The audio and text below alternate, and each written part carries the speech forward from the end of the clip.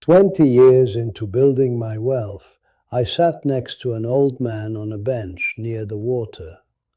We spoke for perhaps 20 minutes, and what he said to me in those 20 minutes corrected a mistake I had been making for 20 years without knowing it. I was busy then, genuinely busy, the kind of busy that feels like success because every hour is filled. I sat down to rest for a moment, and an elderly man was already there, watching the water.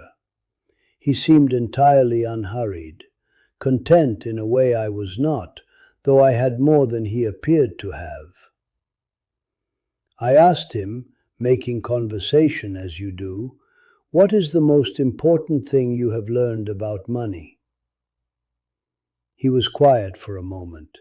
Then he said, "I learned it too late, but here it is. Every man thinks he is trading his time for money. The wealthy ones figured out how to trade their money for time. The rest of us traded time for money until there was no time left." I did not fully understand it in that moment. I thanked him, stood up, and returned to being busy. But his words stayed with me like a stone in a pocket, always there, always felt, until I finally understood the weight of them. What he meant was this: when you work for money, you are selling the hours of your life. You get money, but you lose time.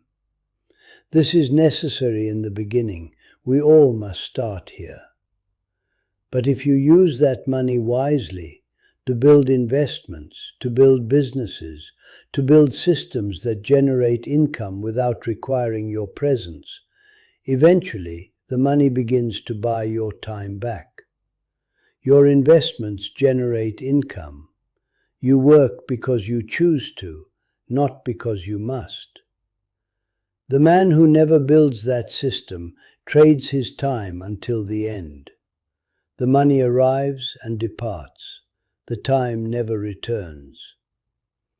I thought about that old man when I made my first real investment, and every investment after. I was not chasing money. I was trying to buy back my hours. What are you trading your time for right now? And is it buying you anything that lasts?